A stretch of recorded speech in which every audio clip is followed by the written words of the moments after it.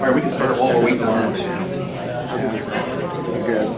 So for everybody here, show of hands, how many of you is this the first time you've come to one of our DataViz meetups? About half, fantastic. Welcome.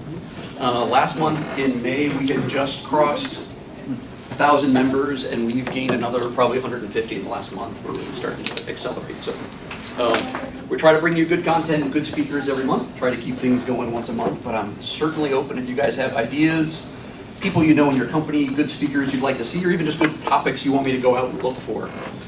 As part of DataViz, we'll cover everything from good chart design to programming in D3 and R to marketing infographics online, and even we've done a couple sessions on graphic recording and scribing and sort of manual data visualization and visual data. So we do a pretty broad spread of topics.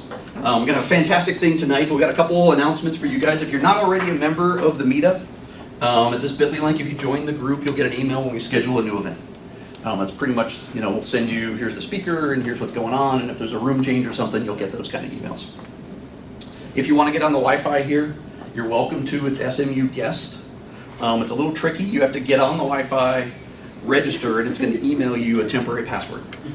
So the only way to get your password is to get it on your phone and then log it into your laptop if that's what you want to use, but you're welcome to.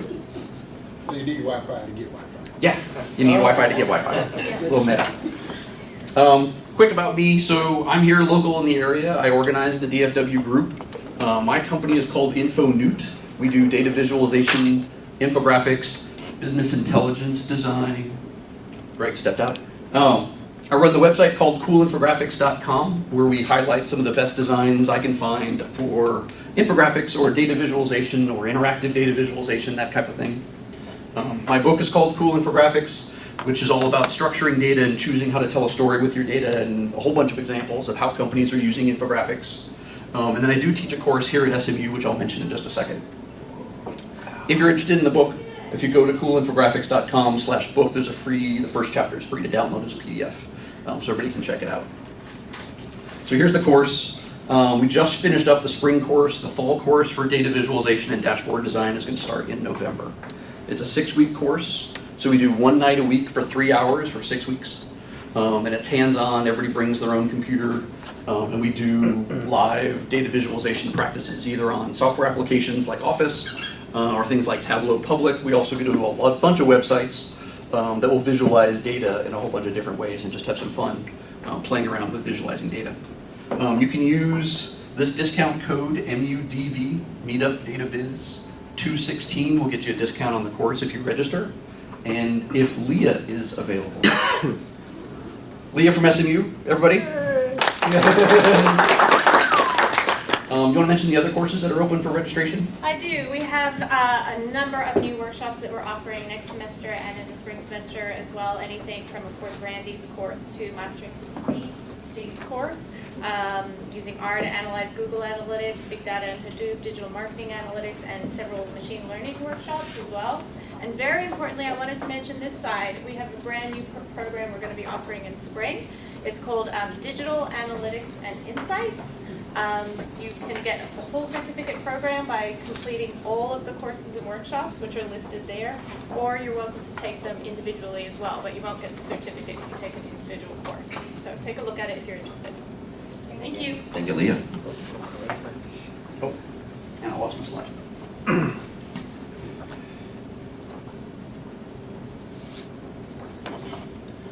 Again, my company is InfoNewt. SMU provides a space, so thank you very much. We're always looking for new sponsors. If you, your company, or you know somebody who would like to sponsor either an individual event or some ongoing engagement, we are certainly happy to talk.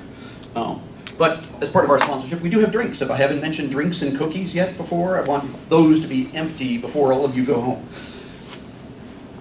We do want to pause and let you guys mention, are there any let's say open positions looking for designers, data scientists, and analysts, that kind of thing? Anybody got open positions that you'd like to mention in the back?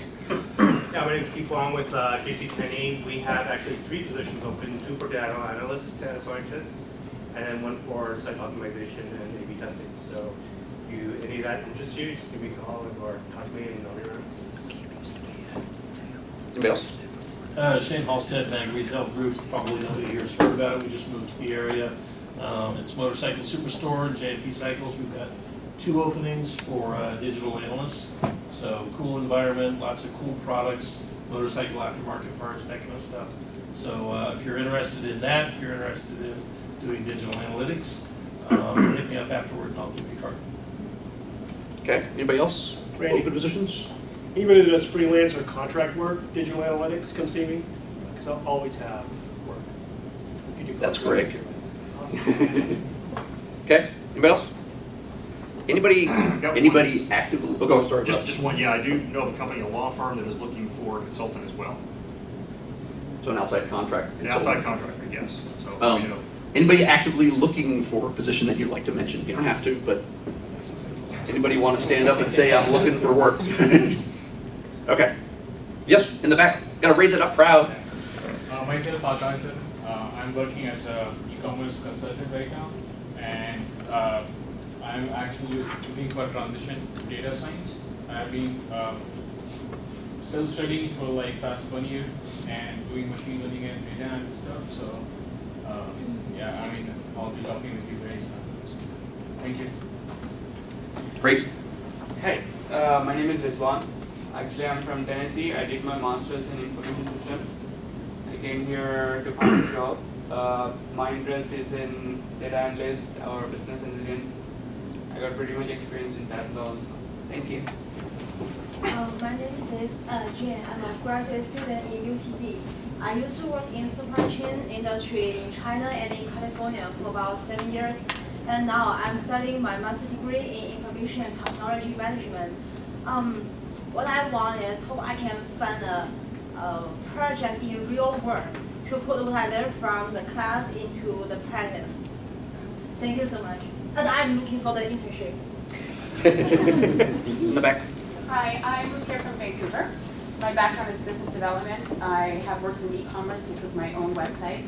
And I'm looking to transition more into a marketing role and on the strategic side. And I'd love to be working with paid search solutions. Okay, excellent. One more in the back. Hi, my name is Jenna. My background is more social media strategy, planning, and analytics. So now I just finished actually the SME course in digital marketing analytics. I earned my Google Analytics certificate, and now I really want to get a role in digital marketing. Fantastic. Okay. For the group, you can see we've got camera running. I've put up videos of probably 7 of our prior events. If you want to go back and see some of those, you can see all those in our YouTube playlist, bit.ly, DFW DataViz video. And we'll put this one up. It'll probably take me 6 weeks to get around to actually doing post-production and put it together, but we will get it up on YouTube so you guys can see it. Upcoming events, there are a couple that I know of. You want to mention? Yeah. WorkHacker? So, WorkHacker. WorkHacker is a group that I have co-founded with Dan Sturtevant. Some of you may know him. He's thank you.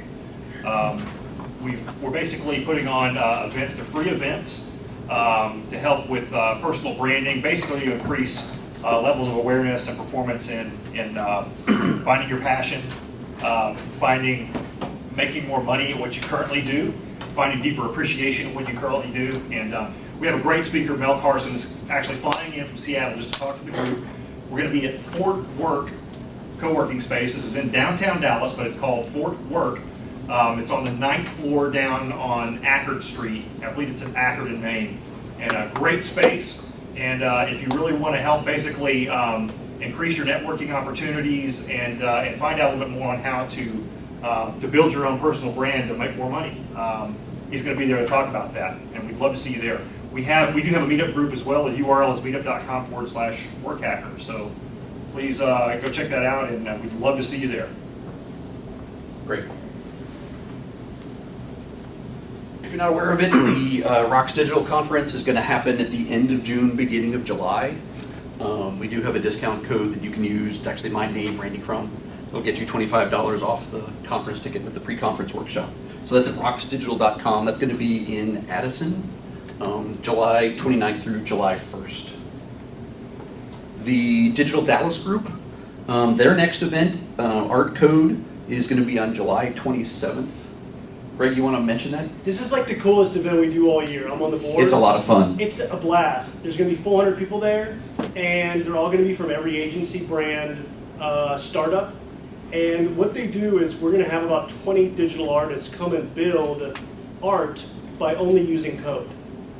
I'll give a quick example. One year, we had a guy build like a graffiti wall, and he took a Sprite can and built like a little infrared sensor so that people could walk up and just spray whatever they wanted in whatever color, etc. And he just did that for this event. And that's the kind of stuff that goes on. Yeah, late July, get your tickets early, but it's one of the coolest things we do. It'll be packed. Yes. Yeah, it's a big event. Okay, Big Design's coming up in September. Anybody familiar with the Big Design Conference put on by the group, the Dallas UX Design Group? We do have a discount code on that one. I specifically wanted to mention it's DataViz is the discount code. It'll get you 20% off a ticket price. The 15th of June, next week, the super early bird pricing ends. So you can get the full 20% off the super early bird pricing if you do it quick. So that's at bigdesignevents.com. The Dallas Analytics Association, sorry, the Digital Analytics Association Dallas chapter is having their symposium in September as well. Do one of you want to mention a few words? That's going to be Haley.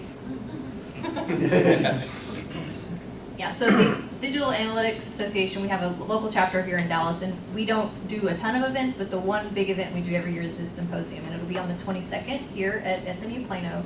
And it's a half-day event, usually in the afternoon after lunch, where we bring in industry leaders from around the country to speak and share best practices with things related to digital analytics. Sign up now. And it's open to members and non-members, right? Right. It's more expensive to be a non-member, so they want you to be a member, but it is open to everybody. And registration is open now. We don't have any speakers lined up yet because we're still in planning phase, but if you But there will be something. to gamble and go ahead and register, you can. Okay. Safest bet. And State of Search, I'll mention State of Search because we do talk about a lot of the online analytics. That's to be part of what's going on tonight. That's in November. There's no discount code there, but I do know on the website I was looking, there are only 75 of those super early bird tickets left. And those will go pretty quick. Yeah. This is a show that sells out every year. Great show at stateofsearch.org. All right, now, any events like in the next month or two that I missed or that anybody would like to mention? Beth, you want the mic? No, it's me. Some of you know me. I co-organize several meetups. One's DFW Big Data. Our next event is June 21st. We're featuring Splunk to talk about Hadoop on Splunk.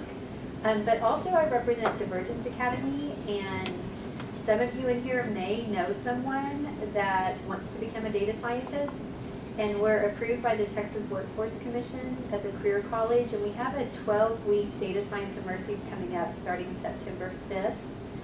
We also have courses, and I have some brochures, but tell your more underneath the visualization friends about the Divergence Academy Data Science program. You want me to put those up here so people can grab them on their way out? Sure.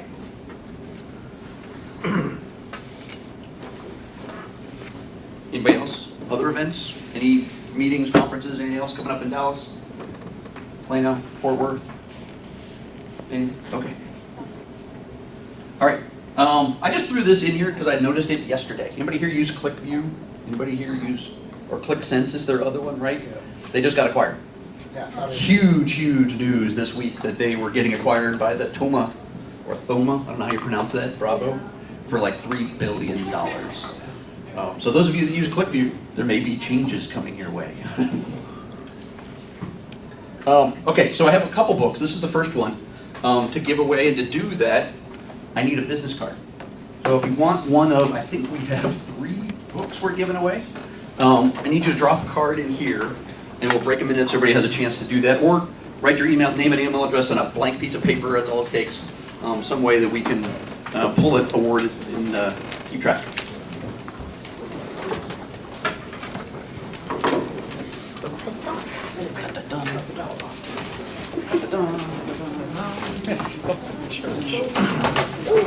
Anybody? Here we go. Bail. Got him. Okay. In the back row. Go, we'll come around.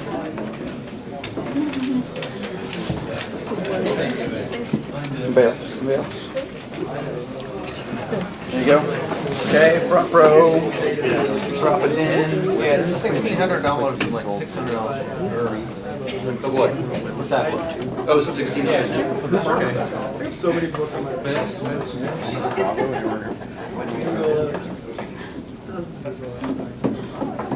Good. Drop it in.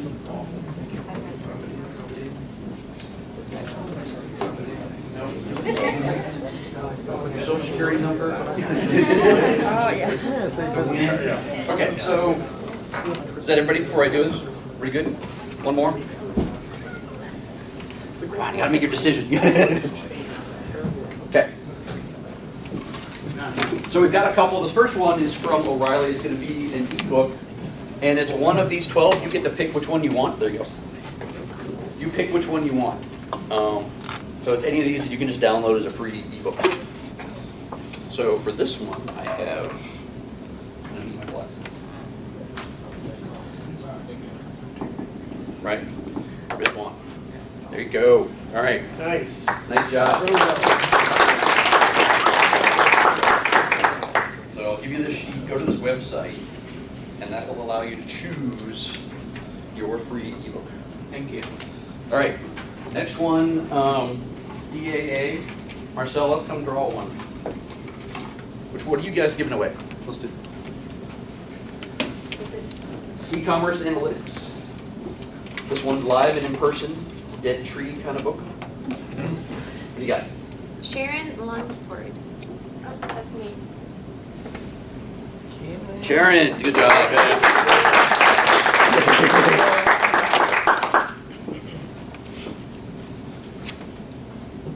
All right, you want to do yours? Yeah. What do we got?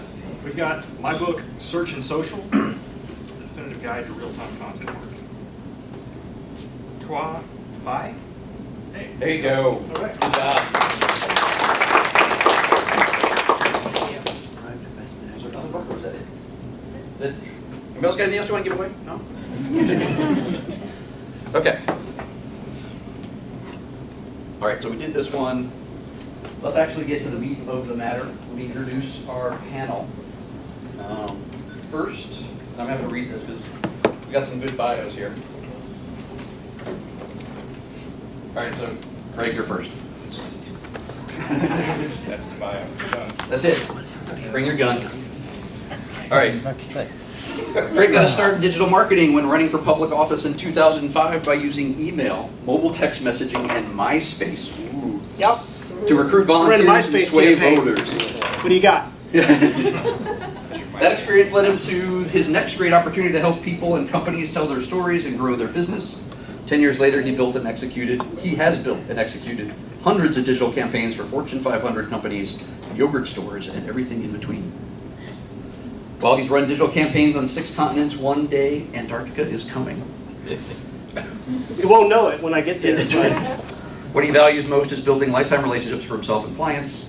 Be careful with discussing family with him. He's got more funny stories than hours in the day. Now, you're going to have to explain the gun. Okay, so this is my business intelligence water gun. There are many like it, but this one is mine. I'm going to recruit this gentleman right here, who is going to spray any member of the panel that uses the term business intelligence. Business intelligence. Because our task is to actually use a term that means something as opposed to means nothing. So thank this gentleman right here for being on That's square.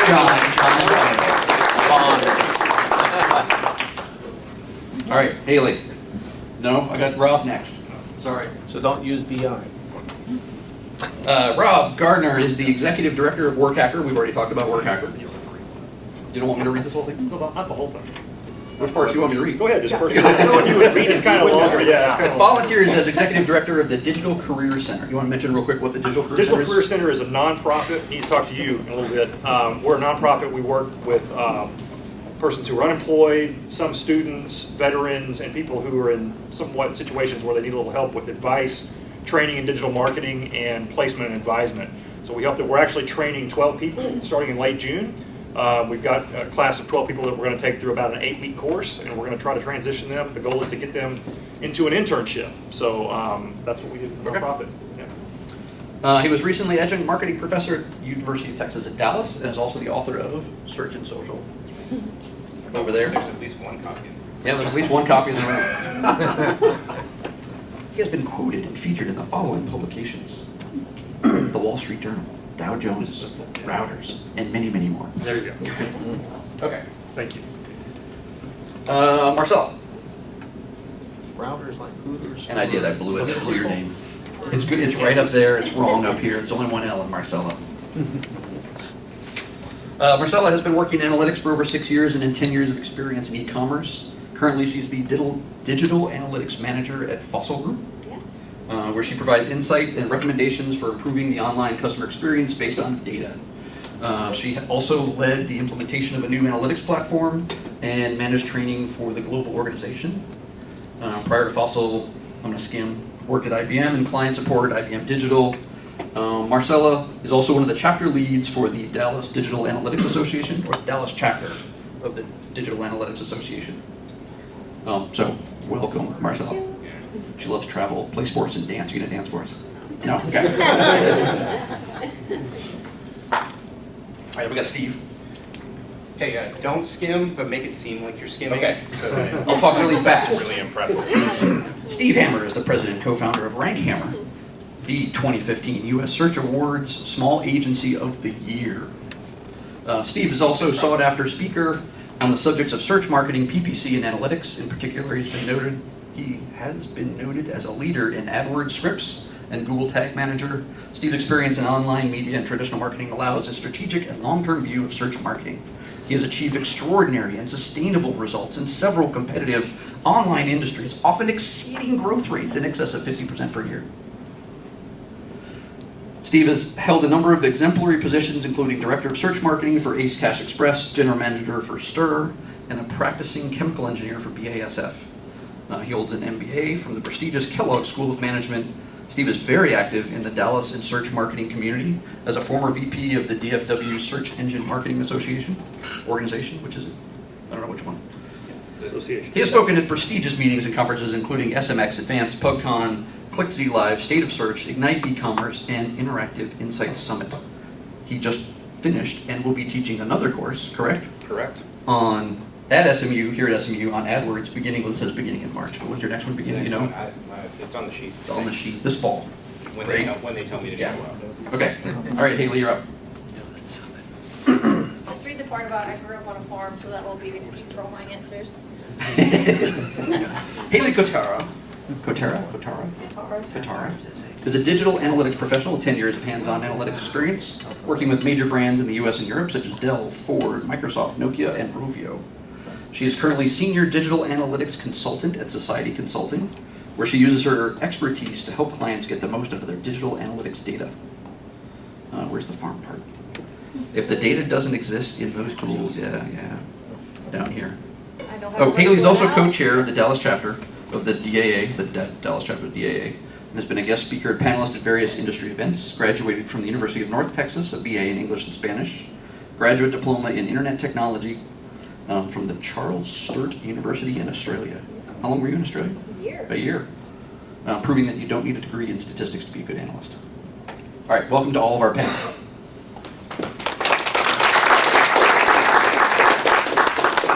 That's all the time we have, folks. Thanks. Coming out. I'm going to give this mic to you guys so you guys can share. And I want to start with Greg, and we'll work, you guys pass it around. Define digital analytics. Let's just start with something simple. Okay. So I'll define digital analytics as, if I were sitting here in a client, what I would tell them is, that is my ability to tell you how successful your properties are doing. Digital analytics is not the means to simply report out things. It is the ability to surface insights and take action. That's what executives want. They're like, this is all great, that you got a number of likes, clicks, and comments and shares, but I need to know what action to take. I need to know what thing to fix, what to repair, and what's going to cost me my job if I don't do it right now. So I focus digital analytics around what their objectives are, and using the tools and the data and all those things to make sure they're getting the information they need to not lose their job and to build their business. Same question? Yeah, same question. Oh, okay. Go ahead and just define digital analytics. Yeah, big, it's one of those big terms like the one he mentioned earlier that is so big it almost becomes, what's that? The one you get sprayed for. The one you get sprayed for that I'm not going to say. I like to say that, the term digital marketing is so big that it's almost become meaningless as well. There's 47 different things that I've categorized under the banner of digital marketing. Major things like email marketing, analytics, search, etc. But I think probably the biggest misconception about analytics is that it's just data, and that a lot of people glaze over the insights aspect. The insights, it's two things. It's the data, but it's also bringing insights, bringing actionable insights into what's going on with all the aspects of your various campaigns and channels. I'm assuming everybody here, and again, for my benefit, is everybody versed in digital marketing? Everybody from a digital marketing background here? Or are there, okay, that's what I thought. Yeah, not everybody. Not everybody. So, again, we get a lot of data in digital marketing in particular. And part of the aspect of analytics is to take that data, put it into insights that can affect campaigns in a positive way, which is ultimately for businesses is to improve the bottom line, improve the optimization of spend, as well as the optimization of their business goals. Okay, I'll use it in a different way. I think digital analytics is a way of listening to your customer and understanding their behavior, interpreting the behavior that they display online, and listening enough to look for the opportunities. They're telling you the gaps and where things are missing and what they enjoy, what works, what doesn't work, and it's taking that and bringing it into action. Not to pound this one too hard, but I'll go on a different angle, which is it's my prove it for the digital marketing that we do. At the core of everything it is that we want to do, we want to prove that we're delivering value to the business. So for us, digital analytics is the end result, if you will, of the marketing that we do, so that we can prove that we've delivered the results that we thought we would, or as I think you were implying, that we can learn what we can do better next time. I would say that digital analytics is one of the most exciting areas in all of analytics, because in so many other areas we have lots of data, but we have to make some inferences and try to correlate things based on what we think is happening. But in digital, we can track everything. We don't necessarily want to track everything because you can get completely lost in the data, but at least the ability is there. So the possibilities are endless, and the key, like everyone up here has mentioned, is figuring out what to focus on that are actually going to meet your objectives and find insights. And the way that I usually approach that is we aren't measuring things for the sake of measuring things. We're measuring things to figure out, are we achieving the goal of this website, which is in turn meeting the objective of what the company is trying to do to make money. All right, it's time for data karaoke. This gives us another microphone. I have a question. Sorry, I'm not going to interrupt. No, it's just like, I mean, this is my first time here in this kind of meeting. I'm actually, basically what I'm here for is I'm basically trying to find a group of people to work with. You know what I'm saying? Share ideas with them on how we can create, unlimited resources of money. You see how basically, you see like the rich people. So hang tight. There's a way they, huh? Hang tight, hang tight. We got a lot of information coming. It's fine, I just wanna, I just wanna work with you guys. I mean, you guys like, I'm sorry, I'm not going to interrupt you. I mean, you speak. Okay.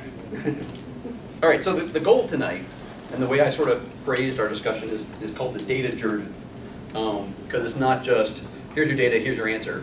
All of us that work with data, there's a start to this process, there's a whole big middle, and then there's an end to this process. So I want to sort of talk through some different pieces of that. And so let's start with collecting data and how you get data. So for anybody, it doesn't have to be everybody, how do you choose what data to collect? I'll hit this one really fast. To me, choosing what data to collect starts with the end in mind if you're doing it right. So even before we're trying to figure out where we can go deeper, we need to figure out what it is that we sort of want to know. So we'll start with the goals, fill in the things that relate to it. In some cases, you know, you may need to know more data about a form because there's different types of purchasers in a purchase cycle or whatever it is. So beginning with the end in mind helps us an awful lot with being able to set things up so you're not just like drowning in data in the process of what it is that you're doing. And the same is true, I think, also of the marketing path. What are the marketing paths that someone's going to take so you can set up reasonable structures for the things that you're doing there? I'll also take a pass. So the way that I think of it is I always put my shoes in. If I own this piece, the decision making of it. So for example, if they come up with a new feature they want to put on the website and they're going to create using Fossil's example, they're creating this new thing where they want to personalize your watch. And so you can go in there, create it exactly like you want, from the strap to the face to the case. And I just consider myself, if I were the executive making the decisions going forward, what kind of data would I want? Do I want to know my top selling straps? Do I want to know which combinations were best, or what at the end is going to be of most value versus not? And that's what I consider, that's the information that I need to collect. So Steve's answer is actually very easy, but it's also very hard. I want to reinforce that. The end in mind always matters more. Just a little support for my answer. Every organization that I walk into generally has the same story. They don't have a data analyst. They don't have really any analysts whatsoever. And instead what they have are people at the periphery of the data. The marketing team, the IT, sales, maybe HR is involved, God help you, and a couple of other organizations. So what happens is they all sit around without a common business objective to work towards, and they go, wouldn't it be cool if? If you ever hear that phrase, just turn around, run away, and never come back. Because that means you're going to be chasing down rabbit holes for the rest of your time there, and you're going to produce anything meaningful that's going to keep you engaged in making money for the rest of the time. So what you have to bring people back towards is a common objective. Where are we going? It could be the simplest thing ever. Just proving the ROI for a campaign or a trade show or a whatever it is, so that you go in there and you have common success, some kind of measurable success to start out with that can show people, okay, wouldn't it be cool if is actually a terrible thing to start out with. Instead, let's do this to help prove whatever it is that we're doing. So what he said is really easy to say, and Steve can say it because he's done it a million times, but it's very hard to get that with most organizations because there's not a common narrative around what business objectives we should be working towards. Okay, so now let me ask, and whenever I say clients, I know some of you work for internal clients and some of you work for external clients, but, so clients in general could be either one. How does the data come to you? So do you get a flat file, do you get a spreadsheet, and when you get that data, what kind of condition is it in? Well, I can speak. I should note here that since I sent you that bio, I've started in a new position with a company called iProspect. iProspect is a digital performance. Well, thanks. You started this week? This week, actually. So it's very new, but it is a performance marketing agency. We work with a lot of Fortune 500 level clients. So at the level that I work with, in terms of developing metrics for earned and sometimes paid media campaigns, we have a whole data and insights group, and I get the data in a form. It's usually formed out. We whether it's structured or not, we're basically taking the data and putting it in formats that I can rearrange and then add insights to with my group. Are you rearranging the data, or are they doing it for you? It's rearranged at the technical level in terms of setup, but I take the data and I'm really talking about, it's more a matter of what I'm going to talk about in the way I deal with it. For us, it really depends on what the system of record is for the client. And a lot of times I think, Greg, as you're saying, nobody really has that system of record to begin with. Well, what's the bank balance kind of thing, right? So we work really hard to try and create that system of record. In a lot of cases, we're using Google Analytics as a system of record and pushing stuff back into it. So we'll take that, we'll take the data in whatever form anything else is and push it back in. That's because that's our centricism, if you will, about where our life is. So we tend to think in that way, and that's an easy way for us to do it. But there's other times where we're working with more SQL type, NetSuite type stuff. I hate to use this is the one that should also get squirted. It depends, because that'll make your depends wet. That's the only time you should use the word it depends is, oh, my depends are wet. So the majority of the work that I do is actually your old school site-side web analytics, so measuring the behavior of users on actual websites. And honestly, I do the majority of my analysis in the analytics tools, and Adobe especially, shout out to Adobe, Kevin.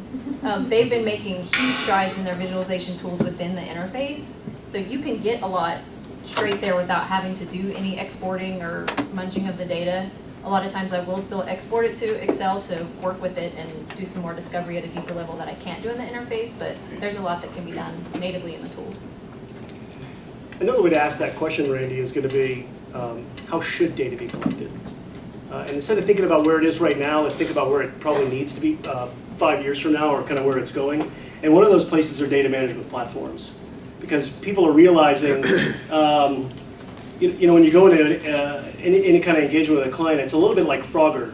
You kind of go out one thing and you wait, you see some stuff going, and then you go to the next one and you wait. Oh, we're changing our CRM. Hold on, don't do that. Okay, let me wait. And oh, we got a new email. Wait.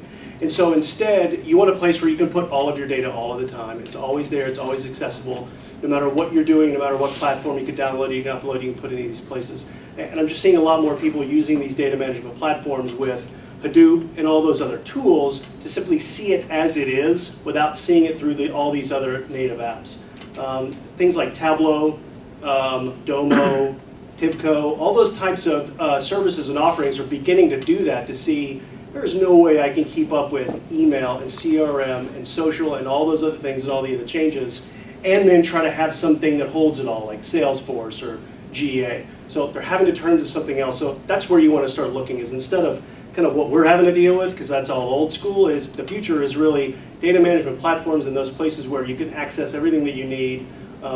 It just takes smarter people than me to be able to understand how those work. But that is who is going to be the most valuable in the next 5 years, the people that understand those. So let me ask, how much effort do you guys put into what I call data cleanup? So the data is inaccurate, it has holes in it, missing pieces of data, or the wrong format of data in the wrong column, that kind of stuff. How much effort do you guys spend just on data cleanup? I spend very little, personally. I can tell you that we have actually we do a lot of feeds at the agency, at iProspect. We deal with actually, we create templates and basically take data from one set into 350 different sources and create feeds into those sources. So there is a level of manual, or at least some configuration intercepting what we're getting from the client to clean it up. So I'd say there's a fairly substantial amount of cleanup. I agree. There's a lot of cleanup. I think you need people who are experts at whatever source you're importing the data from, because they'll know all the glitches, all the nuances of what's going on and what's missing and what's not, and then tying it in all together, especially if you have like a CRM platform or something else where all the data is collected. We do spend a lot of time cleaning it up, making it consistent among the different sources, and making it so that anybody can pick it up and get it. Sometimes for us it's a lot, something is better than nothing, is the game that we're playing. So there's a lot of times where there's holes in the data, and just getting something down is a big advantage over what they had, rather than sort of misaligned or the other sources of data that you have. And that's just, I think, the sophistication of the clients that we have relative to an F500 kind of level. On my end, I don't spend a ton of time cleaning up the data, because the way I approach it is if I see something in the data that's messy or unclean, that's an opportunity for me on the implementation side to go fix it so all the future data doesn't have that same issue. But what I do run into is not necessarily data cleanup, but I come across so many really poor implementations where the values in the reports are not optimized to be able to filter down on the things that people want to see. So I end up having to build all these crazy 45 condition segments based on URL snippets to get to the data I need. So there's more of that than actual like having to scrub spreadsheets or anything like that. Yeah, so more of the wrong data than bad, exactly. Dirty data. Exactly. Okay, so moving on in the data journey. Right now you have the data from the client, from internal or external. Where is your platform or tool of choice to start digging into that data and trying to learn whether they're KPIs or insights or whatever it is you're trying to measure? For me, I pull it out into Excel and start laying on conditional formatting and graphs, nothing fancier than that. We vary between a couple platforms. GA is one of our system of records that we're using an awful lot. It's just, for us, it has a good ability to dive deep into things. But we'll do things that bring things together on either a simple or more complicated level. One example of that's NinjaCat, which is a PPC reporting platform that can aggregate across social. It kind of varies a little bit depending on the client. We typically use a lot of IBM Core Metrics or Adobe Analytics, but I'm always a big spokesperson to a tool is just a tool, and you really need analysts. You really need people who understand it very well, because you can have the fanciest tool, but if they don't know what to do with it, it's nothing. Yeah, I would totally agree with that. I think Avinash's book always said one of his rules of thumb was that tools should be, if you just look at your budget and what you're spending on it, tools are 10% of what you have, and the brains that figure out the data are the are 90% of what you're talking about. And to take that further, probably the best tool of all is your brain, is actually sitting down no matter what system you're working in. So, for that purpose, again, it's Adobe, it's GA, and Excel a lot, but I also like to take sometimes Notepad, and play around with stuff. I use all kinds of different sources and try to find out problems and answers. I like to take my data out for dinner, buy a couple of glasses of wine, just get it to open up a little bit, because it'll tell you everything that you need to know once it's had a little bit in its system. I'll tell you the latest thing that I've been using is Facebook Ad Manager, just because of the recent things that they've done to open up, allowing data to now pass through the data layer when people come to your website so that you get those insights in Facebook. I'm kind of always gearing now what I do towards how do I get better insights from Facebook ads and the things that we're running, because they are light years ahead of everybody else in terms of ad platforms. Not Google Ads, but from a social perspective. They're light years ahead of LinkedIn, Twitter, everybody else. And the things that you can do with Facebook ads now are just stunning in your ability to carve out niches, understand what their buying behavior is, what their pain points are, target them with the right content. So that's one place that I use, is how can this data help inform better Facebook campaigns? So let me ask you about, a lot of these tools are widely available to analysts and non-analysts alike. How much do you run into, I guess, issues or problems or even successes when non-analysts start using some of these really fancy tools that'll do data analysts or data analytics for them, and they start trying to dig in on their own versus using a true data analyst or data scientist to dig into it? What I run into a lot, I work with a lot of dev shops, and you typically had a guy that knows GA from like 5 years ago, and he was the one that got handed this one story to build out the GA install, and there just wasn't a lot of documentation about what they did. Probably the greatest thing I've ever seen was this guy built like a master key of all the fields, all the custom variables, and where those were attached to all the places that data was being sucked in from.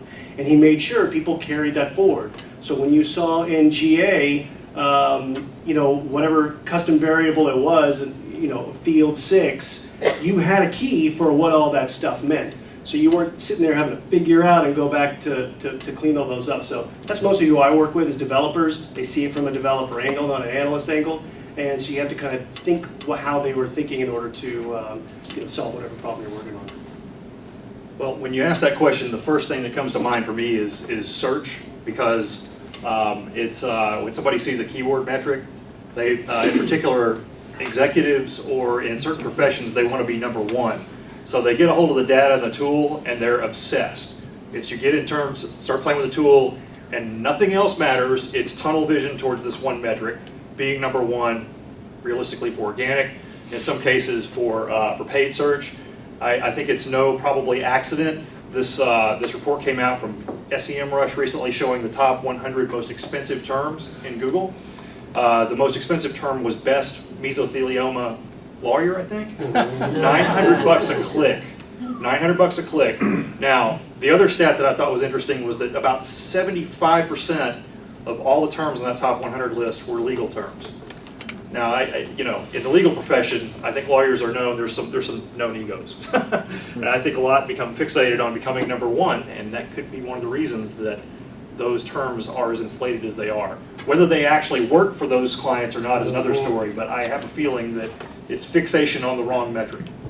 Let them waste their money. Google loves it. I'll say that you can get very different answers, especially people with an agenda. So if you're going in there looking for proof of something that you want to be true, you can almost very easily misinterpret the data. So it's important to really understand the setup of things and what it means and how they tie together, because if not, you're going to be telling a completely different story from what somebody else can do with the same data. I love that word story, and I think it's a key one of all of this, right? Because so much of stuff gets played out of context, especially when you're using any sort of tool. You look at something and you're like, well, this number says 62%. That's bad? Maybe, maybe not. If you haven't told the story of, well, it used to be 72, or it should be 80, or it should be 30, or whatever that is, without that context, you're just allowed to just make a judgment about what that is. And that's what we run into an awful lot, is somebody gets fixated about a particular number or read some study about what this average position should be 3.2 or whatever the case may be, and usually it's a bad idea in the first place. You get fixated on the wrong thing, you get associated with that, and you're not trying to tell the story that really makes the most sense.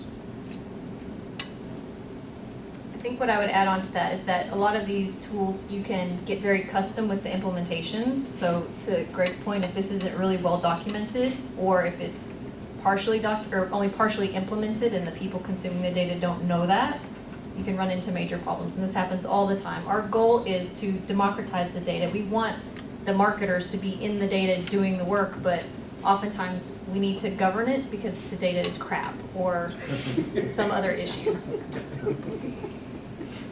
I speak a lot about the difference between visualizing data for discovery and those insights, and then visualizing data later for communication purposes. How big of a role does visualization and charting and that type of thing play when you're in this early analytics role where you haven't actually found the insights or found what you're looking for yet? Up and to the right. Everybody wants to see it go up and to the right. It doesn't matter what it is. It doesn't matter anything. This is the good way. And what's this way to them? Yeah, well, this way all of you guys. I think I just made bad things happen. House right. House. Yeah. Sorry, not on stage. Or forgot that. That's. I mean, at the core of it, when you're trying to prove things out, no matter what the metric is, finding the way to show something that's going up and to the right is so key. And I mean, it's a crazy obsession, which gets nutty with things like rankings, because it's the reverse. The one is the best, but that's normally low. I mean, you have to reverse things and weird stuff like that. Do you purposely reverse the scale to show Yes, that? absolutely. One's at the top. But I think visualizing the data really helps the analysis portion. It helps tell the story quickly, because a lot of time maybe you take the data, its numbers, you visualize it in a chart, in a graph, in some way, and you can immediately tell a pinpoint of where the ball was dropped, where there's an opportunity, and where something else. It's almost speaks to you. Yeah, I'll echo what they've just said. I totally agree that visuals are integral, and certainly you can tell a very complex story with a visual, very complex story. It just kind of pops out and most people can understand it. As much as I dig through numbers, I still like visuals when I can get them. My favorite type of visual are neural maps when I can get them. I love, especially talking about search, and you talk about links or you talk about footprints in different places, and I love, I've used various tools over the years, but I love neural type visualizations. I want to party with you, man. This is I my have crowd. nothing This is my important to crowd. add. Why? That'll be the business intelligence part. Take your data. Get him! Get him! You gotta pull that blue thing. Yeah, get him. There you go. Short range. I think he was waiting on it. I have nothing to add. Okay, so let's transition from you've been analyzing the data, you found stuff in the data. How do you turn that around and then communicate what you've learned back to your clients, back to your executives, your customers, whoever that is? I was kind of going to be the wet blanket of the group because I know y'all are DataViz people, but I really don't feel like the maturity level of most of the clients I deal with are ready for the amazing, awesome stuff that you all develop. I'll tell you a quick story of one who's very emblematic. It's probably a 60-year-old CEO, and we had been giving him monthly reports about how things were going, and it was really taking a long time to kind of get through stuff. 3 or 4 months go by. He said, you know what would really help me? Is if you would put a little green arrow next to this number. If it's up, and a red arrow if it was down. And prior, the meetings took like 60 minutes. And when we started doing that, the meeting took 10 minutes. And I thought, okay, well, it worked. Because what he wanted to know was, is that number up from last year or down? That's all he wanted to know. He had 50 million other things that he was dealing with, you know, stockholders and people in India and, you know, whatever it was. So that little green arrow was the data visualization point that was needed. So I think whatever works is what is helpful. Just in my experience, they're just not at a place yet where they're ready for a whole lot of data visualizations to tell that story. But I do think the tools that are coming out are helping people and they're getting more acclimated to it. But they're not there yet. Yeah, I think that's a really good point. Others have mentioned this, but it's about telling a story around, and the visual piece, again, green and red are very intuitive and very, very strong cues, especially for somebody who needs to see it and go. On other levels, I think the question here piqued one thing. I remember going through, a few years back, I worked on MasterCard and Priceless, and they were doing, this is a few years back, they were doing their 10th anniversary of the Priceless campaign, and they wanted to research, they wanted actually an idea for it to take to McCann to do the actual commercial. And so I actually found, using social media data, there was a site called 43 Things, and it was quantitative data about what people wanted to do with their life and their favorite. Does anybody know 43 Things? It's gone now. It was owned by Amazon, and it's an interesting story there behind that, but not everybody knew it was owned by Amazon. I have a sense that they were probably taking that data, and it might have showed up in your personalization feed. But we basically, I went through, you know, literally millions of data pieces that we had scraped, but told it to a simple story. What do people want? What is their dream? The charge was take the research and turn it into a prize for the 10th anniversary sweepstakes, and we found that people's life goal consistently across many different aspects was to take a trip around the world. And so it wasn't just a literal trip around the world, it was to go to the 7 wonders of the world. Excuse me, not a trip around the world, it was to go to the 7 wonders of the world. And so everybody had these disparate 7 wonders. This research piece ended up in their commercial, their 10th anniversary. But again, it was about taking all the data and just telling a simple story. It was in one line. People want to visit the 7 wonders of the world. You know, it's interesting, and somebody else said it earlier. The data is telling you something. It's I believe Haley said that. It's about audience. They're telling you something, and that's always what's fascinating to me. What is the story that the data is telling, and how do you tell it back? Working with e-commerce and retail clients, I think what gets the interest of your audience the most is speak dollars. So the moment you say this, you can give a nice presentation, nice visuals and everything, and they'll pay attention and they'll follow along. But the moment you say this right here, this small change will drive $100,000 in revenue. What can we go over that again? And that right there has their full attention. We structure things a lot in 2 big ways. Dollars first is a big thing, right? Even for things that are not necessarily dollars like leads or otherwise, how can we relate that back to dollars? And then another factor in there, what did I get for what did I give? Which is a very simple, hey, I gave you $25,000 to do that. How'd it work out? Well, let me relate that story as well as I can. And here's what happened and here's what we should do next time. So one thing I think we're probably all guilty of as analysts is, you mentioned having to comb through 1 million data points. We have to work so hard to find those little golden nuggets and those insights that we want to bring to our stakeholders. So we have this instinct to, well, we want to show how hard we work to get to this data point, and we end up putting in slides with tables full of data just to prove how hard it was and how interesting it was that we found this insight. But what we really need to do is to peel all that back and just do some sort of simple visualization, or even just a simple sentence that says, here's the insight, and keep it simple for the audience, because they don't care about all the work that we did. They just want to know the end result and how they can use that to drive business. Yeah, so that leads to most of your audiences. Are they also data people, or are you really talking to your clients as they're non-data people? They just want to know what's the insight and what should we do about it? All, both, any, everything, yep.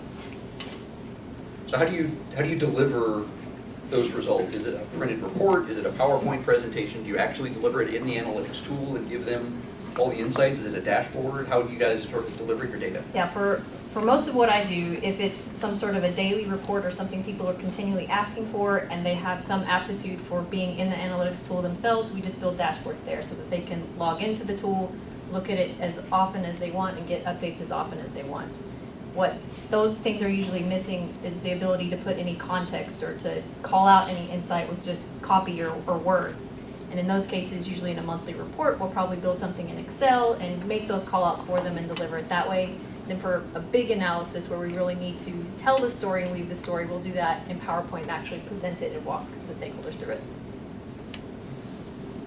Yeah, I would say we're rarely dealing with people that are data focused. So ours tends to be a lot of dashboard reporting in that regard, right? So we're delivering a lot of stuff that's high level and works its way down and trying to tell the story as simply as possible. And if they have questions, that's when we start to do the drill in, rather than the other way around, where here's the drill in and look at this cool and here's what it leads to. It's usually top down instead of bottom up. Yeah, I'd say it definitely runs the range. You have people who are on the ground.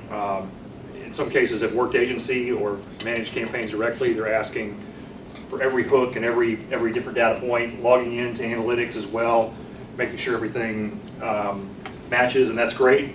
Also, to the executive level, again, you really have to think the whole range. You have to think about who your audience is and who you're presenting to, and present to them in the right way. Be respectful of what they want. Certain people, they want a lot of details. If that's part of the charge, you give them the details. If not, they want green and red, you give them that too. Segmentation and personalization. Yeah. In data too. Yeah, that's right. So it's 2016. Didn't you think by now PowerPoint would be dead? Like 10 years ago when I was using it, I thought, man, this thing is never going to make it. This is the crappiest piece of, can't do anything with, I just want to, and we're still using it today. Everybody wants it. I know that 95% of the stuff that I do is a report that's put in part of an executive report in a PowerPoint slide. They have their own template they have to use. I have to rebuild everything that we're going to do. So any kind of cool data visualization, anything where I want to bring in other rich media, is basically crapped on by this PowerPoint of just crapness. So if anybody here wants to develop something far better, please do that, because everybody would love that. But that's primarily how I surface all that. And it's nothing cooler than that. Sorry to tell you that. So as a visualization spin, you do the visuals for a report or for a presentation or for a dashboard. Who designs those visuals? Do you have a designer working on it, or is it the analyst? Is it somebody in marketing? Who actually is putting those together and designing those charts? It's the lowest level flunky possible. Whoever gets tossed the lowest junk that nobody else wants to do is the one that has to put it up. But generally they're the ones that know it better.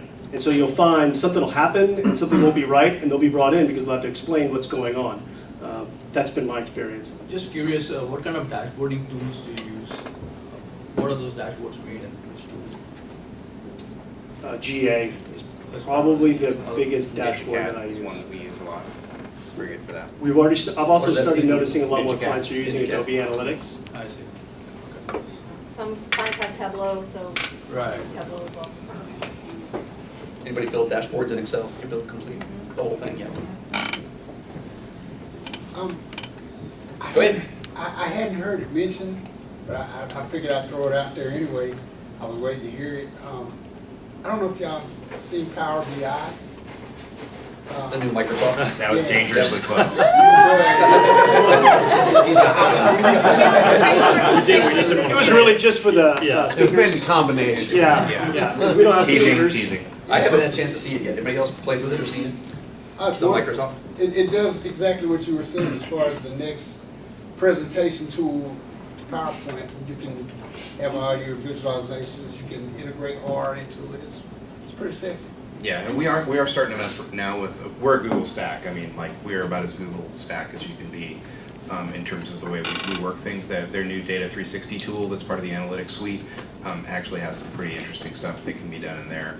And I'm hoping it gets better over time. It's really kind of early, but it's pretty neat stuff. Is it 3D dimensional? No. There you go. I'll just say real quick, I'm not very good at visuals. I'm more on the analyst side, so I do try to lean on a creative, depending on the level of presentation, to just clean things up. I'm okay. I can get by, but if it's really for a big presentation, I'll have somebody do it. And I've worked with some, one most fascinating people I worked with was a very senior level strategist, used to work at Forrester, and he did these amazingly beautiful designs. He was a creative, but the combination of brilliant analyst but also creative, and it's a great combination, but it also teaches me to respect what a creator's talent, or a creative's talent in what they do. And I don't try to be that. Yeah, this spurred this, Rob, so sorry for taking the mic again, guys, but one of the things that I always come back to is the same Tell It With Charts book that I've used forever since like I was in business school, and I still throw that out at people in terms of data visualization. It's still such a great book in terms of telling that. So I can say in my 10 years in digital analytics, I think on one project I had the benefit of working with a designer to actually make some nice visuals to go along with it. But the danger there was that the designer only cared about it looking cool and not it being consumable and easy to understand. Damn designers, man. I'm personally super interested in the visualizing of the data, so I've done a lot of study on my own. Just finished Stephen Few's book, which was amazing, and trying to incorporate that myself. But in my experience with all the analysts I work with, that kind of comes from the ground up. We don't have the luxury of extra people on staff to help us do that. I wish every analytics group had a DataViz person there to guide and put their stamp on everything, but that certainly is not the reality of anywhere I've ever worked. yeah, it's pretty telling about how hard what this all is doing, because you get a lot of designers that want a pool and a lot of data that just, well, it's a chart. What else do you need? Donut chart, donut chart. No, no. Also, I actually took Randy's class just now on data visualization, and it was awesome. He did such a great way of, no, honestly, props to the class. Because I understood the concept so much better, but it was really... submit grade, so it's too late. But it was class really... starts in November. Yeah, next class. But it was a great way to challenge yourself and just tell that story in 3 seconds or less. Like if you can tell what you're trying to say, concise it, if you only had a few words, if you only had a few visuals, how can you do that? And awesome. Hey, Randy, do you have that chart that I sent you? Yeah. Don't pull it up yet. Okay. But be ready, because I'm going to show it. Can I tell you all a quick story? Yeah. So in 2002, I was my first analyst job was with the Dallas County Budget Office. I was a budget analyst. And I was assigned all of the criminal, civil, juvenile courts, about 76 of them. And I had to track expenses, revenues, and what they kind of produced. And so we had what was called the Volume 2 Judicial Management Report. And you should go find it online. It's fascinating if you know everything about courts. But we thought it was cool. We brought this to our commissioners and we showed them, hey, here's the data on the courts. Here's expenses and here's revenues. And they took one look at it and they said, well, what are the best performing courts? Who's doing the best? Crap, we hadn't thought about that. So we went back, we thought about it a little bit more. And what we realized was that if we combined costs or divided costs by the number of cases disposed, it showed you cost per disposition. And that was a reasonable performance measure of how these courts were performing. So what we came up with was the most meaningful, having the most impact data visualization I have still yet to ever see in my life. Can you show it? Yeah. It's going to blow you away with its intricacy, especially given this was 2002. Is it in PowerPoint? There it is. You will never find something greater than this. And the reason is because what this basically said was, this judge sucks, that one's awesome. Because they have a lower cost per disposition. It means they disposed of cases quicker, and they had lower costs, or both. The effect of this was chaos and anarchy. The judges on the bad side revolted. They called the media, they called the commissioners, they called me under the carpet. Actually, at that point, I was probably the lowest flunky, and so I wasn't even cool enough to be in the meetings. But they were apoplectic about this. They came to commissioners' court, they said, you can't show this, you can't do this. Of course, the people over here put it in their campaign materials. Hey, I'm the best judge ever. How you doing? We had no idea that simply dividing, because if we had just gone on to what we were doing and showing expenses, there was very little relative difference. They were all kind of spending about the same thing. And if you looked at dispositions, it was kind of. But where things netted out was along this chart by simply sorting them. I remember there was a 30-minute discussion in the Commissioner's Court that it was un-American to sort this table. Seriously, because of the data that it showed. So my point of that is it can have a big effect. Last thing I'll say. These guys, all down here, Judge Meyer, Cunningham, Strickland, and Warder, all of them the next quarter had lower cost per disposition. They got more cases through the court, they lowered their costs, et cetera, so that they moved up here and somebody got booted to the back and they kind of played that shuffle. But it had an impact on real outcomes because it lowered costs and it got people moving through the jail faster. So 2002, probably the greatest thing I've ever done, and it's all downhill from there. Excludes death penalty. Thank you. If you want to improve something, you got to measure it. Yeah.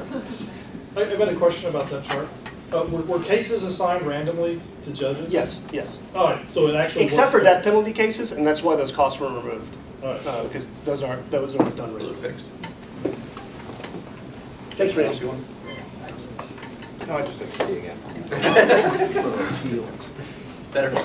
Yes, oh, much better. All right, good lead in, because I also wanted to ask next, just as we move into now, your clients want to do something with the data. They want to make a decision, make a business decision, change their behavior, do an action. Give us some examples, good and bad, of what your clients have done with your data analytics. Well, on the, again, coming from the point of view of digital media, things like paid search, natural search, display, programmatic, et cetera, it can, going across attribution, obviously when you show, you show what's happening across different marketing campaigns, not just last click attribution, basically last touch, to what actually put dollars in the account and drove revenue.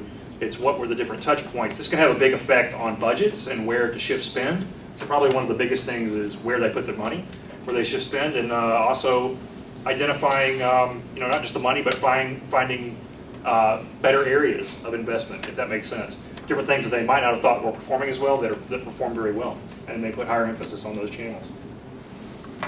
I'll tell you about a battle that I'm currently facing. So I did this really cool analysis about our Fossil website and then compared it with the global site. So it's fossil.com based in the US versus Germany, Japan, Australia, and things like this. And they were wanting to see why performance was different. And it was really cool analyzing how different the behavior of all these people were. But the business has only translated the website.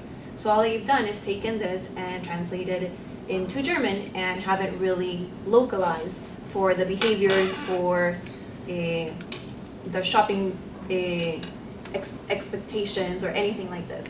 And so it was really cool. And then even just analyzing like Australia, using shipping fees and how shipping fees, that's not a common term. It's associated with ships. And so changing that to delivery fees or things like that, and it was so interesting. So this is a battle I'm currently facing. They haven't listened to me yet. But if you go in there one of these days and you happen to see different websites, and you'll see that's a little bit of my doing, changing the behavior for localization. I have a question. So that's very interesting, but can you share with us a little bit details? Like, for example, like how can you collecting those data? Because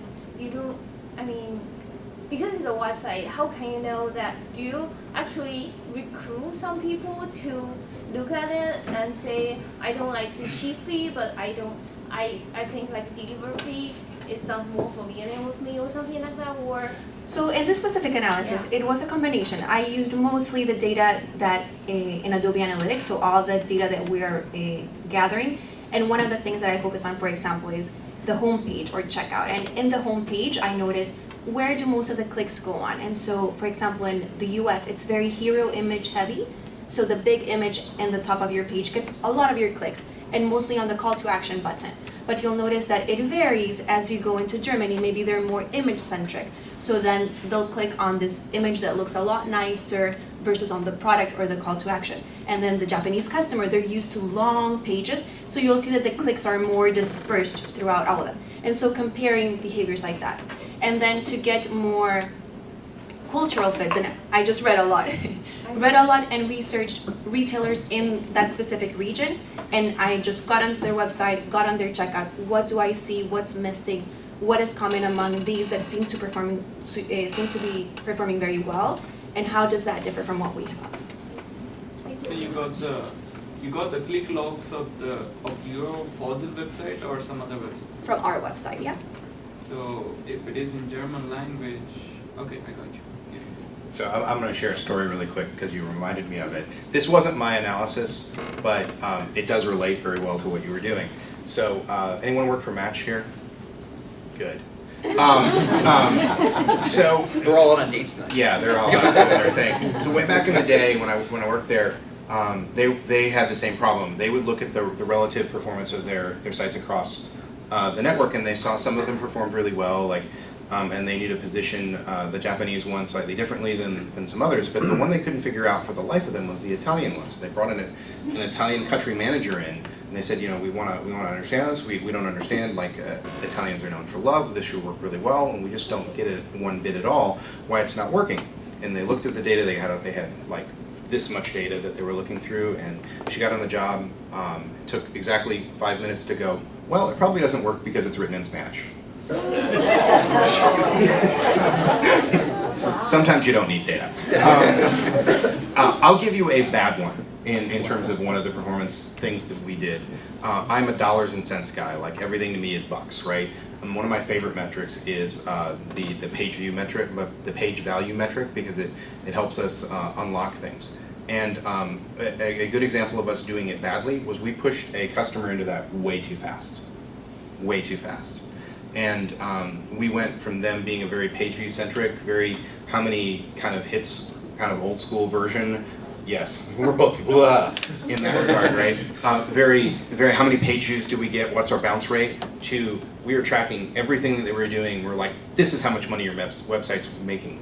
And rather than them going and looking at it as a starting point or whatever, they began to question every single piece of the data and every single analysis that we went in to get it.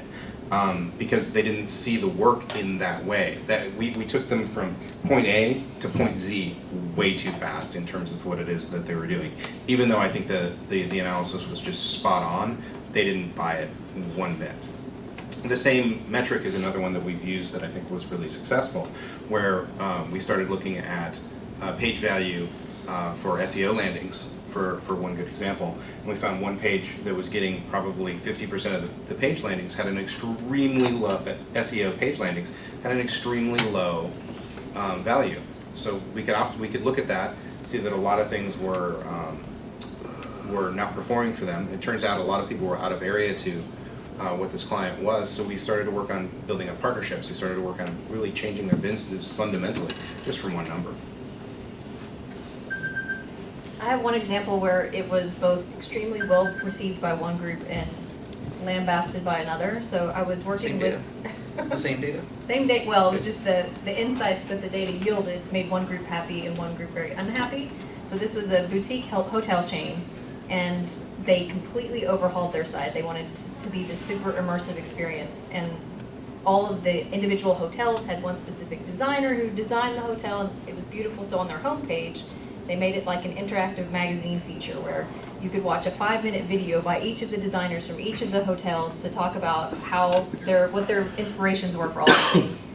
So I was asked to do a homepage analysis and look into how that was working. And the truth is that like 60% of the people never even saw the homepage. Most people didn't start their visit there, and hardly anyone was watching those videos or doing anything. So the people that were in charge of the flow with, here's what the rooms are, here's what the amenities are, here's the checkout flow, they were delighted because that meant we can pull these development resources from editing all these videos and posting all this stuff off of that to improve the user experience for the more commerce related stuff. But the brand people hated me because that was their baby. So there's an example of that. Never hiring you. Yep. I'm going to buy lunch. You're supposed to be validated. Can I answer that one quick? I'll buy lunch for everybody in here if you do one thing for me. The next time you're sitting around a meeting and someone has this problem of what y'all kind of brought up, is how can we see this data differently? I want you to get on the top of this desk. I want you to stand on top of the desk and go, custom dimensions will answer our problem. Because custom dimensions, I think they're the greatest thing in the world, because that's really where you start to grist your data. You might have a page value, but you see it through the lens of a custom dimension like, I want to see females between the ages of 35 and 50 who have come from France but came to my page through a social ad that I ran and have been here in the last 30 days. And I want to compare that to women of other countries at that same dimension. And then it starts to surface insights around, whoa, why did that happen? And you only get that with dimensions and custom dimensions because it connects you to the persona you're trying to build. Who is my actual customer that's doing it? Is it a mom that's bringing her 4 kids in and has to go buy a bunch of stuff? Then target your dimensions to do that, to actually see what is she actually producing on my site and compare that to what everybody else is doing. Because that difference is what's going to start to tell you why something's happening, or at least it's going to give you further exploration of what you should be doing. So I love custom dimensions, and I will literally buy lunch for anybody in here who does that. And now I'm on video as proof. That's proof. You have to stand up on the table and do it. Yeah. We'll do it at lunch again. We'll all do it together. Yeah, I have more, but I wanted to open it up to the floor. So if you guys got questions, go ahead. Just related to what you're saying, how much of your work you combine with, for example, usability testing to understand the why? Because I know analytics tells you a lot of what people do, finding the why people do it, you usually have to talk to people somehow. So how much do you combine the analytics with usability testing? Almost like the qualitative side going up. I know that's happening a lot more. I'll tie this in with something else that someone mentioned, that they're thinking about transitioning into another career or want to go find an internship, or you want to get into data science. One little rich vein you should go check out are design and development shops. Because they've been building websites and apps forever, and they have all these clients coming in and say, hey, I need analytics, how's it performing? They've never done it, because they're like, I'm just a coder, I don't know. That's where you go and find out. You go say, hey, I want to learn more about data science, can I partner with you? Because those are the places where they're doing UX research. They're going and sitting and watching people do stuff. And you can say, hey, I'd love to hear what they're saying as a data guy, to start seeing where I can build custom dimensions, or personas, or all of those other things, to be able to surface insights about why that's happening. Yeah, I just say, definitely you have to ask people, and then sometimes they'll tell you exactly the opposite, but then you have to observe them, and there's, of course, user testing platforms that allow you to do that. We do use that at iProspect, particularly on the conversion rate optimization analysis that we do. Definitely people do things differently than what they say, so you just have to observe it. And you get great insights. Sometimes you can talk to one person, and it can change your whole strategy, because you just found out something that revealed a big mystery that was indicative of something that was happening throughout the site. So definitely it's a very important part of this whole process. Yeah, I think that's a great call out, and we actually have teams that do that as well. But for our specific team, we correlate that with, there's a tool called ClickTail that does session recording online. So if we kind of narrow down where the issue is, but then we can play back some sessions and see, did anyone experience this issue? And that will bring even more depth. This is exactly what's going on and why. And if you don't have Fossil's budget, and you want to get something cheaper than ClickTail, sorry, it's expensive, try Inspectlet or Crazy Egg. I prefer Inspeclet to Crazy Egg, and there's a few other tools that kind of do the same basic thing out there. But yes, I'm a big observationalist. I think that's the greatest measure, because people often say things that are completely not true, or they think they can articulate it, or they think you want to hear something. I'll give you another quick story. My mentor and one of his subordinates were arguing over exactly this sort of thing, like what's the insight we're looking for and whatever. So they bet dinner on this sort of testing. And they both sat there, they watched the testing, and they got done with it, and they said, both looked at each other at the same time and said, you owe me dinner. Right? Because it's so qualitative, they both thought they were right. So to me, numbers win every time. So I like to listen to that to generate an insight, but I don't like to ask and try to really build too much strategy on it until I validate it with user testing. That's actual behavioral type of stuff. I don't think we do that nearly enough, at least in my world. We don't. Right now, the consultancy I work for, we're very analytics focused, so we don't really have that piece. I've worked for other agencies that were full service agencies that have the user experience group that does both the surveys and the usability testing as well as the user design, but I think we need a lot more of that. Basically, I end up trying to be a psychologist and make inferences just purely from the data, which is only half the story. Question in the back. Yeah, I have a similar question. Are y'all using any sort of like discourse analysis or natural language processing, kind of a more quantification of the qualitative data, or know anybody that does the kind of work you're doing that's using tools like that? That's It's smart. a no for me, that's why I'm trying to. Pass the mic. That's a smart idea. I can answer that question, but I can't answer that question because I'm under an NDA.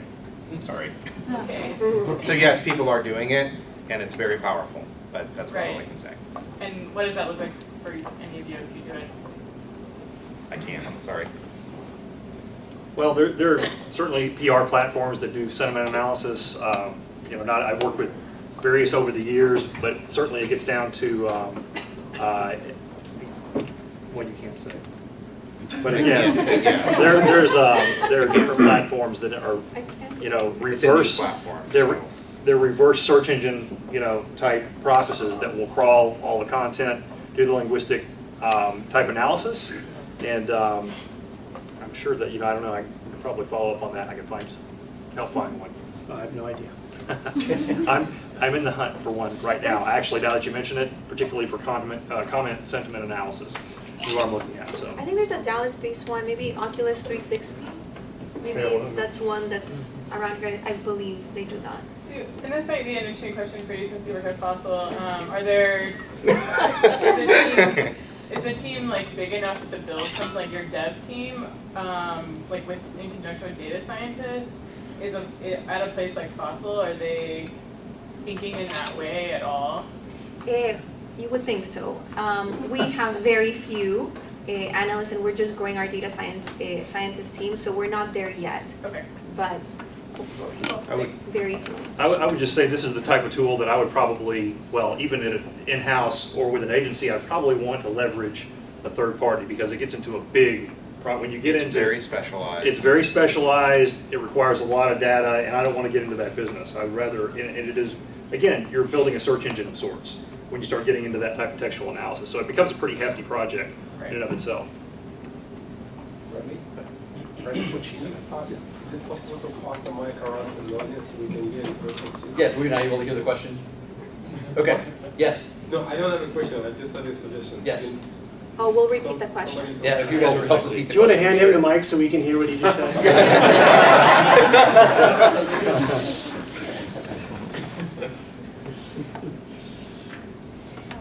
have a question. This is a question for all the web analysts, especially Marcela and Halee. I go to you. Well, first of all, I need to compliment usually on Rebecca's job. I go to UTD. I just graduated, and I took Rebecca's class on campus. Professor Alex introduced her to our classroom. I took her Google Analytics and Prometric class, and she's wonderful. She's well prepared, and she's always giving us the most practical tips as an analyst and as a student. So if anybody's interested in digital analytics, I strongly recommend Rebecca's class. And I'm currently interning at Mary Kay. Yeah, I'm currently interning with their web analytics team, and we're using Adobe Analytics as well. And one of my tasks is to do research, conduct research on new tools. So since everybody's kind of mentioned new tools, so I want to know, I know I should have talked to my manager first, but I want to know as a leader, what aspects you're looking for when you want someone to do the research on new tools, what are the things that will interest you as a tool? You want to try to repeat the question? But the tools, do you have a specific tools in mind, or just for your website in general? Yeah, for web analytics, anything will benefit it. And, yeah. Oh, for web analytics, for gathering data. So is it, how do you compare and evaluate web analytics tools, new ones? Not, but because we're using Adobe, so any tools, big tools, small tools, expensive, cheap, that will probably help. Do you mean third-party integration tools, things that hook up into Adobe and push data into Adobe? Yeah, something like that. Any tools that you're using or any aspects you. So add-ons or other tools that enhance or build on the Adobe. Okay. Okay. Yes. So any additional tools that we use add on to analytics and to make better decisions. Yeah, Click2 is one of them. That's the one that we mentioned earlier. It does session recording, and you can do either 10% of your traffic, or if you have a ton of money, you can do 100%, but just depending on what you need. And you can even, I believe, set alerts. So if, for example, if you have an error, then it'll trigger so that you always record all the sessions that contain an error. That way you can troubleshoot a little bit quicker. We also use a tool called Opinion Lab. And Opinion Lab allows people to leave feedback on the website. So if a lot of our feedback is related back to our store. So they had a great experience in store and they just want to say, hey, we want you guys to reward such and such rep. They did a great job treating us. Or if they said, you know, your website looks terrible, we don't like what you did, blah, blah, blah, they can do that. Those are two big ones that we use. I'll let you know if I think of other ones. I'll echo everything she just said. A good heat mapping tool is super helpful, and Adobe just came out with Activity Map, but it's fairly new and I haven't been able to gauge how good that is or not. And any sort of voice of customer data, you know, just something as simple, even 3-question survey, like, what did you come here for, this or that?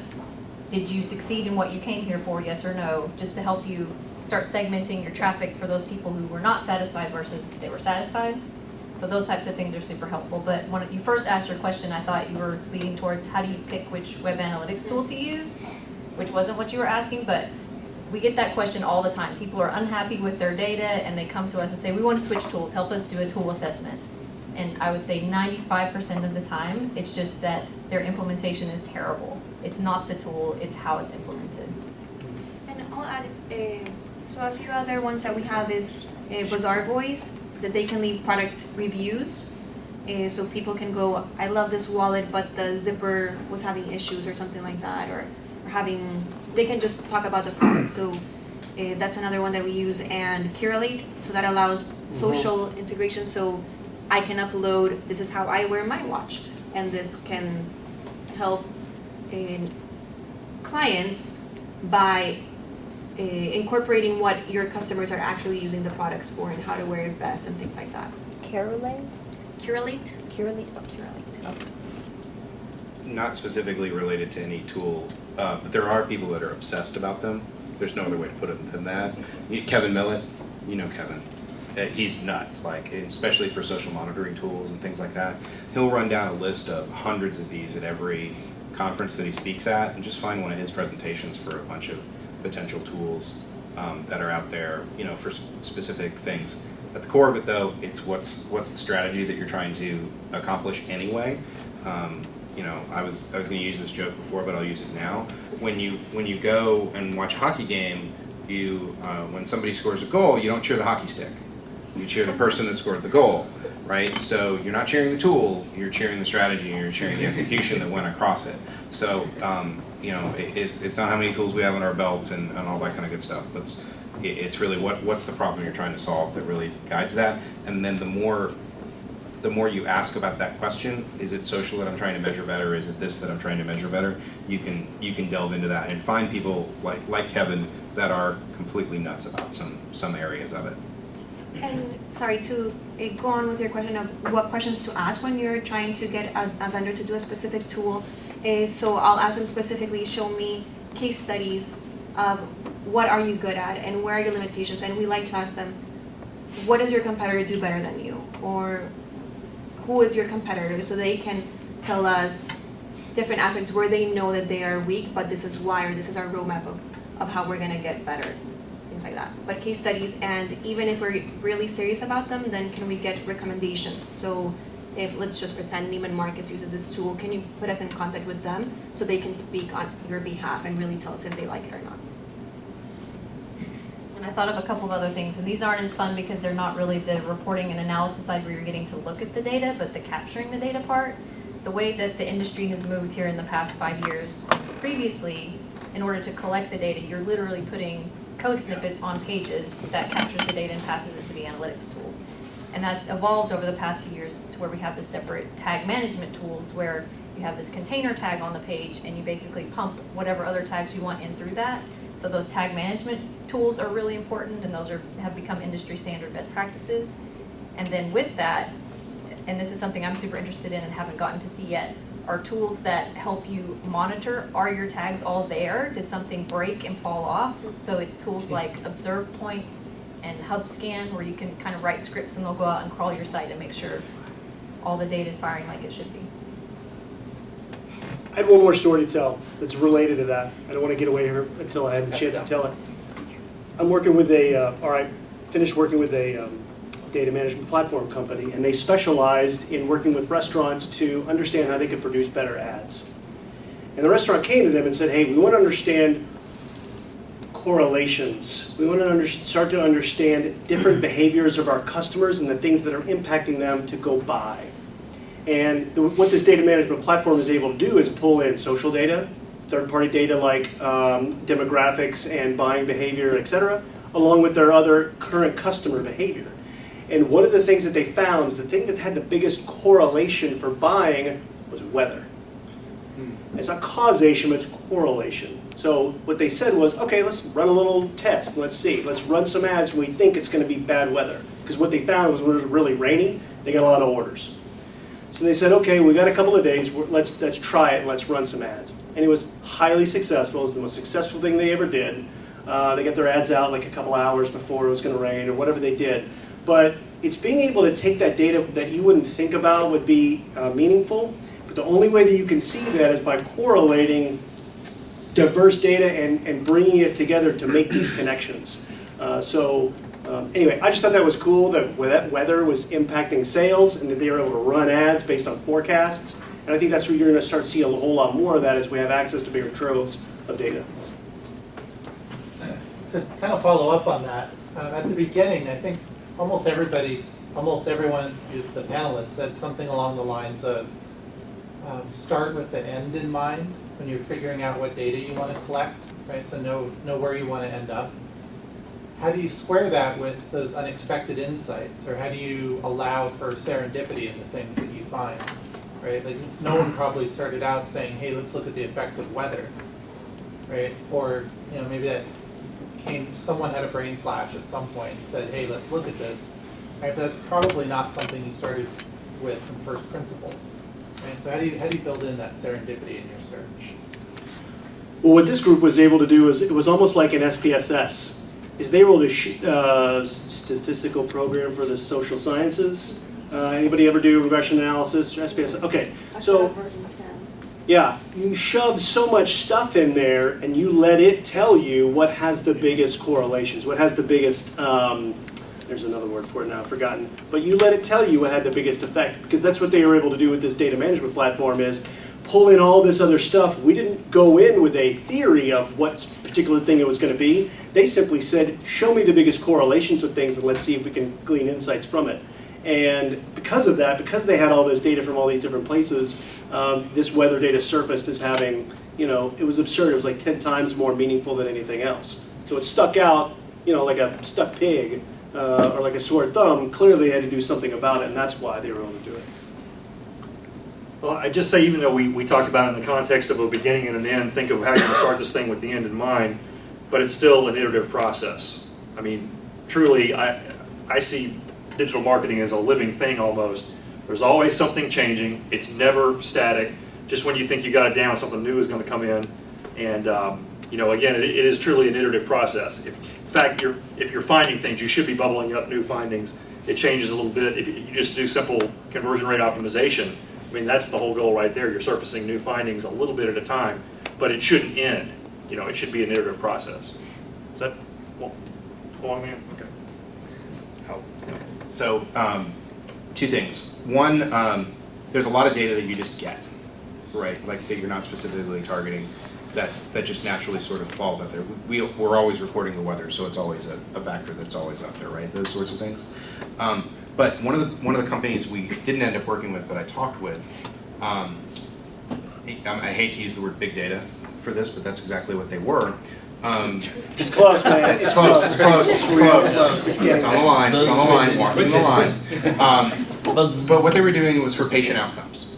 So there were a lot of people that were doing big data analysis for patient outcomes and trying to figure out early on in the process, based upon temperature readings or other things like that, what would discharge look like? what they ended up doing to find these insights faster was they got doctors involved. And when they got doctors involved, they could use the intuition of the doctors who, instead of just looking at it completely unstructured, they could at least guide the analysis in a direction. So there was an insight that started it and an insight that finished it, if you will. And they could get to those correlations much, much faster, rather than just sort of throwing the spaghetti out on the floor and hoping that some of that stuff comes out. Or what if weather just was a completely not causated in any way, shape, or form? You know, you can make sense of a restaurant that weather would do that, but like there was the old correlation between ice cream and assault and summer murders, right? The ice cream sales cause summer murders, those sorts of crazy correlations that are out there. Because they both go up in the summer. So clearly, ice cream sales and murders relate to one another. Very dangerous territory. Yeah. So yeah, you don't want to drive into that. Still, I think the intuitions of a good marketer and the good folks that are around there and the insights you can generate still spur that along.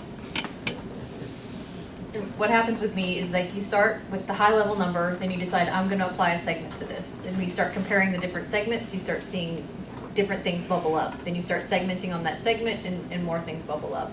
That's how it always works. So let me ask a little bit different question, is how do you know you have enough data to draw a conclusion? Because you do a lot of slicing and dicing and custom dimensions.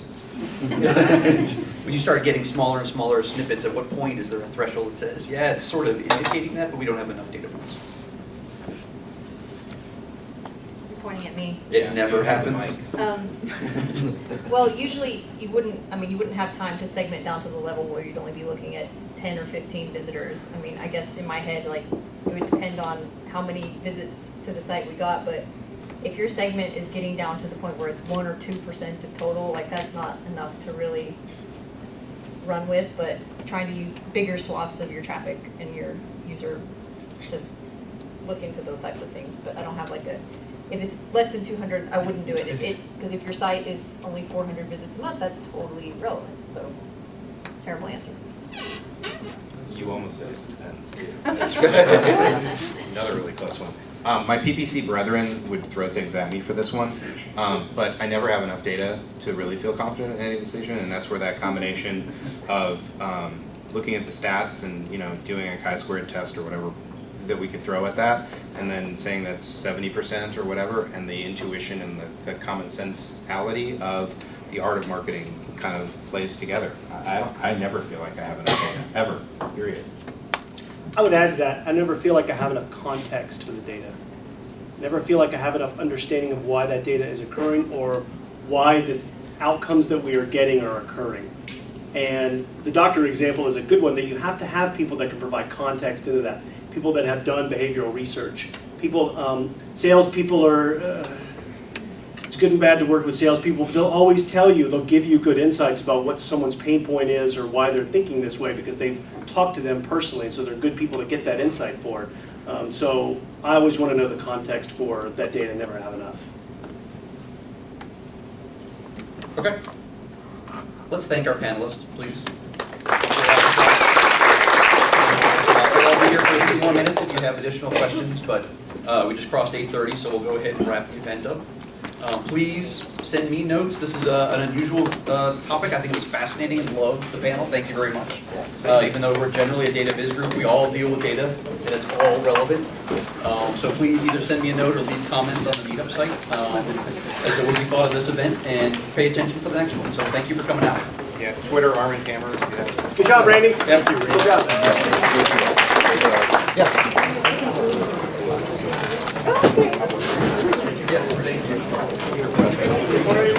You didn't get to swear at anybody, man. Almost, I was shocked. Sure. Sorry, guys.